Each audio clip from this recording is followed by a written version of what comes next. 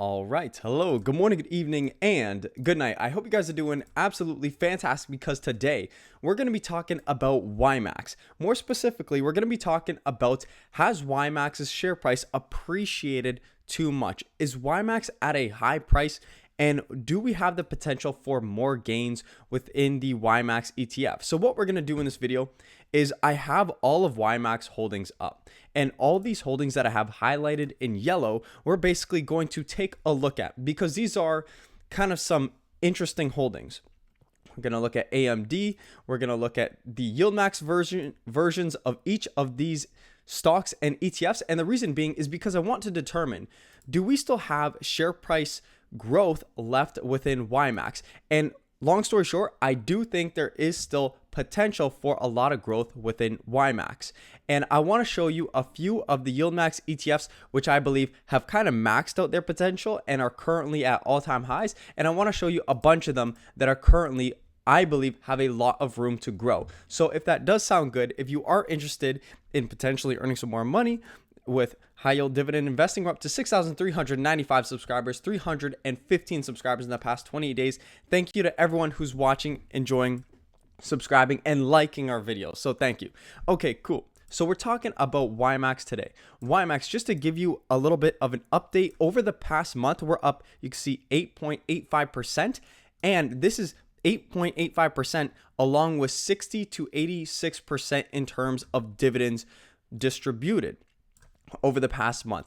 YMAX is doing very well. Of course, the overall market is also doing very well. So that is another reason why. But for the roughly 24 to 28 holdings that YMAX has, a lot of them are doing great. And some examples are that I want to just show you super quick. A great example of this is Meta, which is Facebook.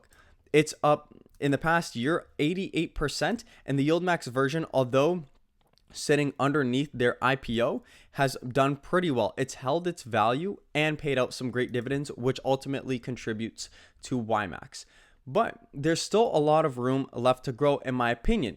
Now, it's not going to be insane growth, in my opinion, but I want to show you some Yieldmax ETFs and their underlying stocks, which I believe have room to grow. One being AMD.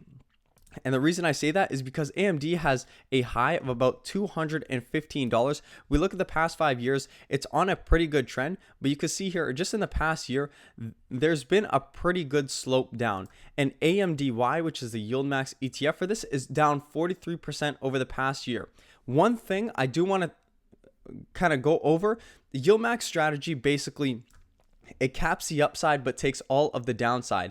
And I don't believe that AMDY is a great Yieldmax ETF. And the reason I say this is because look at the price chart history of AMD. It falls extremely hard on the downside. You can see here just in a matter of months, from it looks like March of 2024 to March, April, it fell from $208 all the way down to a $144 stock. That's a 33% drop, which AMDY would have taken all of that. And then on the upside, if it moves fast, AMDY is going to be capped.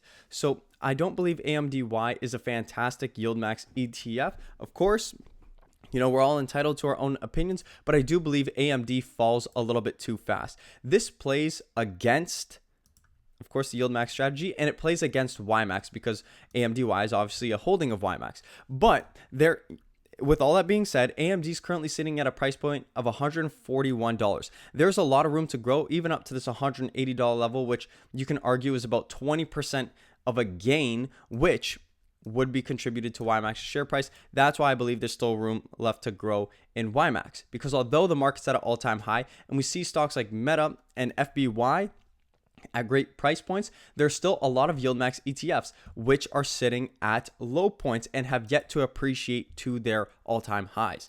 Another one that we're going to talk about, and I really talk about these all the time, is PayPal, Alibaba, and Block. These are 3 Yieldmax ETFs which have huge price potential over the next little while that have, if they do go up, they will feed into YMAX's share price. These are the 3 which I believe have the biggest potential for return at the current moment, and these are 3 which I've actually bought in my portfolio. And currently, I do believe SQY is potentially one that is poised for a breakout. You can see it's got good momentum over the past couple days. And we can see here over the past couple days in the previous 6-month calendar. So that's one that I'll likely be buying more. But these are three underlying stocks of Yieldmax ETFs, which have a lot of potential to boost YMAX once again. This all contributes to the fact that stocks that are already doing well, like Meta, for example, hold their price point at their all-time highs, and these Yieldmax ETFs, which are on these underlying stocks, appreciate, and that plays into YMAX. Cool. So we've seen kind of a couple stocks that are on the downside, but there are also a lot of stocks and ETFs within YMAX that are at decent price point levels. One being Google, for example. Google is another one like Meta where it's pretty much at an all-time high. And we're going to go to another Yieldmax ETF, which is TSM. It's kind of a new one, but once again, the 5-year calendar, it's pretty much at an all-time high. So with YMAX doing so well recently, a lot of its underlying stocks and ETFs are at all-time highs.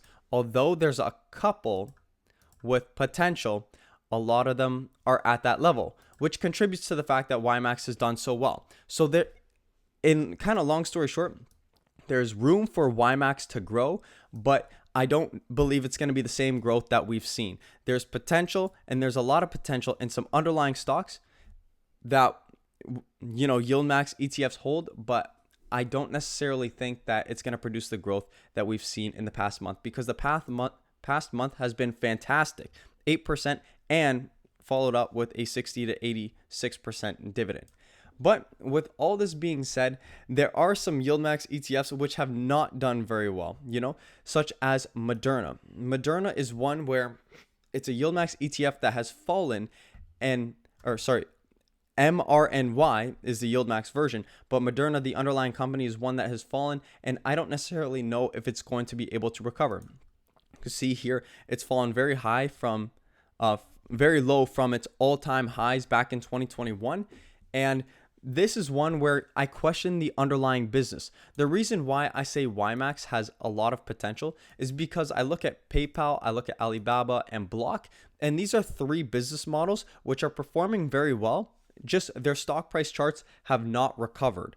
So that's why I believe YMAX has a lot of potential. But when I look at a stock like MRNA, I don't see potential, because I don't see a lot of potential in the underlying business, even though the share price is down. I could say, look, the share price is down, MRNY could have a great rebound, and that's going to play into YMAX. But when I look at the underlying business, their earnings are all negative. They're a business that's constantly losing money quarter after quarter, while you have businesses that are down, for example, and constantly bringing in more and more income every quarter.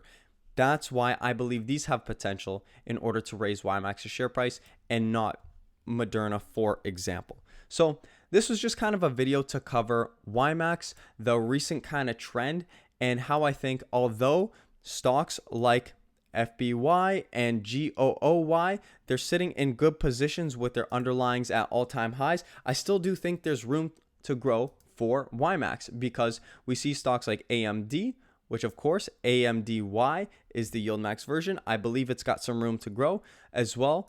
PYPY, BABO, and then SQY, the Yieldmax versions, I do think they all have potential to grow. And that's why I do believe YMAX, although sitting pretty much at all-time highs, I do think it's still got room left to grow, and there is still potential for it to grow. And as well, the market is currently sitting at an all-time high. If we search up SPY right now, market's sitting at an all-time high, and it doesn't necessarily show much signs of a slowdown. Like, we can look over the past month, it's still performing very well, and it's continuing this uptrend. So times are obviously very good when it comes to our investing. It's important to keep our head straight and still continue to look for opportunities, and that's what we're prepared to do. So I hope you guys did enjoy this video, because maybe, you know what, you're a YMAX investor like myself, and you're kind of concerned because the price just keeps trending up and up and up. Look, the price could potentially fall, But if you're investing for the long term, you can potentially average yourself in, investing cautiously if you are concerned about a downturn, and you could potentially buy some short ETFs to cover yourself on the downside. So there's many opportunities within the market at the current time period for appreciation, and even if the market falls, you can protect yourself. So it's important to make your decisions and make them well. It's also important to think of both the downside and the upside, because although markets are at all-time highs, you never know when things can turn, because things generally fall much faster to the downside. And when things fall to the downside, it's going to affect YMAX pretty negatively, because all these underlying Yieldmax ETFs are going to take the full of that downside. So it's something to keep in mind. So if you guys like being updated on YMAX and other Yieldmax investments, up to 6,395 subscribers, please do remember to subscribe. I hope you guys did enjoy this little video. I hope it was information packed, and I hope to see you guys in the next video.